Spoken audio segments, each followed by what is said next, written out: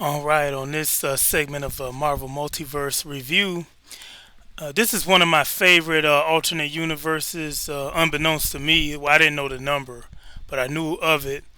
But it's one of those realities in the Marvel universe where the Squadron Supreme, which is an analog to DC Comics Justice League, complete with its own version of Superman, Aquaman, Wonder Woman, so on and so forth. You have a Hyperion, which is my favorite Marvel Superman, Power Princess, which is Wonder Woman, and Amphibian, which is Aquaman's analog. But this is actually a cool universe where it actually reminds me of Superman Red Sun, where you had the communist Superman try to make the world, or at least the Soviet part of the world, the communist part of the world, into a utopia, which in material terms he was successful, but that's not what this video is about. So let me get back on track with the Marvel thing. Uh, this is actually about a specific character, Amphibian, the aforementioned Amphibian, who can look like a human or he can look like an Atlantean blue guy, as you can see. Yeah, so with no more delay, let's get into what it says about this character.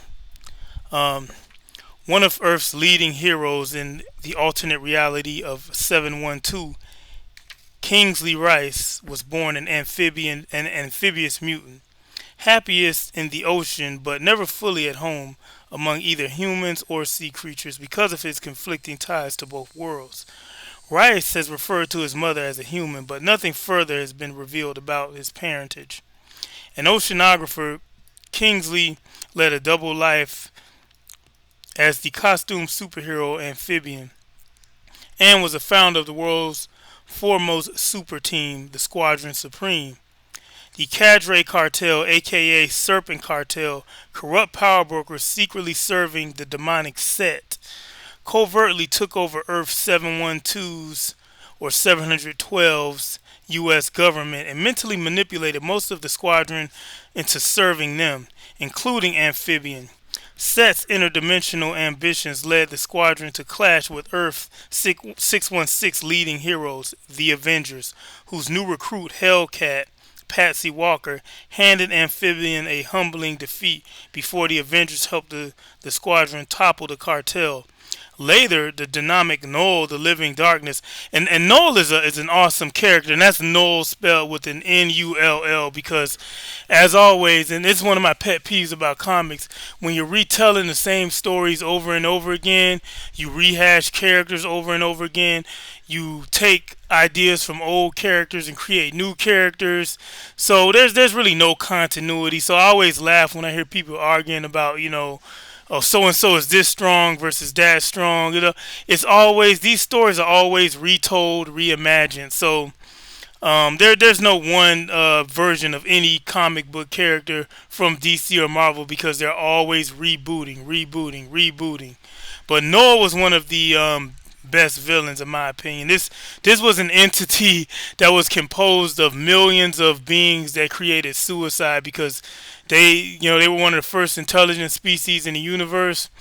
They traveled the universe, experiencing everything, and they just decided, up, let's hit the kill switch and get out of here, which is interesting because um, when we get into Exit Monday, one of the scenarios for Exit Monday is the human race evolving into a higher state of being where we're just like this conscious, uh, one consciousness entity that could just travel the universe. And that's one of the ways that we could go extinct according to Exit Monday. You're just collective suicide. But anyway, back to the telling of this tale. Know the Living Darkness and its alien pawn, the Overmind. Overmind's another good villain. Mentally enslaved the U.S. government and most of the squadron, again including Rice. Noel controlled the USA, took over Earth 712 with the squadron's aid. The squadron ultimately defeated Noel with the help of Earth 616 heroic defenders, whose aquatic warrior, Namor the Submariner, bested Rice, now calling himself Amphibian, before the squadron shook off Null's control, but Earth 712 was left in post Null chaos.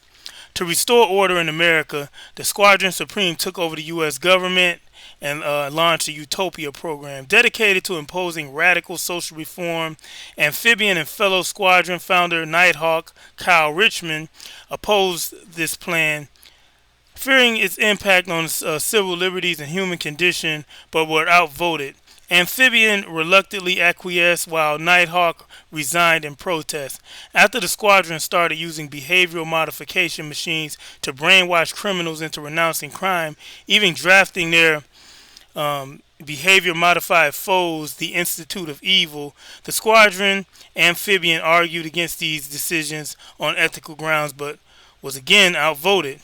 When Squadron, remember Golden Archer? That's Golden Archer's cool. He's like the Marvel equivalent of Green Arrow, and I think it's funny because he could be like the man. McDonald's should see if they could get a hold of him, and maybe here's the idea of big corporations. You could do some good for once. Marvel Comics, aka Disney, you should collaborate with McDonald's and do something with the Golden Archer. I think he's pretty cool, if you ask me. One of my favorite. This whole Squadron Supreme is one of my favorite because I like the Justice League, and again, this is Marvel's best rendition. Except for there's a group called the Great Society also, which is another analog to the Justice League that I thought was also pretty cool. But one of their members, Doctor Spectrum, was actually also a member of Squadron Supreme. So, and that's like the Green Lantern equivalent. So yeah, it's a lot of stuff that they could do, but it's never, they're never getting around to doing it, which is unfortunate. Uh, the Golden Archer, Wyatt McDonald, behavior modified his estranged girlfriend Lady Lark into loving him again. Amphibian felt disturbed. Amphibian felt the disturbing incident validated his concerns about potential abuse of B-mod technology. Though he also argued against the squadron's disciplining McDonald since he felt that the squadron's own use of this technology on others would make any punishment hypocritical. Outvoted yet again, appalled by the squadron's ethical decline, and further alienated by the team's relocation to an isolated desert headquarters, Squadron City, Amphibian quit the group to live in seclusion in the ocean, destroying much of the team's B-mod equipment as he departed. Rebels led by Nighthawk eventually persuaded the squadron to relinquish power and renounce their Utopia program, though Nighthawk and the other squadron affiliates died in the process. So yeah, Nighthawk. Nighthawk is a cool fake Batman. There's a black one and a white one. Which either one of them is good enough for me. It's both. It's a cool analog to Batman. When the squadron's remaining active members were trapped in Earth 616 by Master Menace for months shortly thereafter, the corrupt global director seized power via electoral fraud, using the Utopia program's technologies and practices more oppressively than the benevolently misguided squadron ever had. When the squadron finally returned to Earth 712, they convinced the long-lost founders, Amphibian and the Skrullian Skymaster, so I guess he's a Skrullian Skymaster, to rejoin their ranks, and recruited Nighthawk, now it's Neil Richmond, to aid in opposing the global directorate, whom the squadron eventually overthrew with the aid of the Reality Traversing Exiles team. Amphibian continued to serve with the squadron thereafter. So that'll conclude this video. Again, cool character. I love fake Justice Leagues or Justice Leagues knockoffs.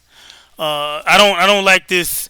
And there are things I like about the show The Boys, but I'm not I'm not so keen on this hyper violent, hyper sexual Justice League. There are better ways. My favorite evil Superman is the kid from Brightburn. That was a cool evil Superman, and hopefully they get to make some sequels and do something with that property as well. But with that being said, please tune in for more content in the future. And thank you for watching this one. See you in the next one. This has been the most shadow banned man in the land. Even when I'm talking about entertainment and mundane topics, YouTube still wants to suppress me in the algorithm. So please share this video as much as you can. And again, thank you.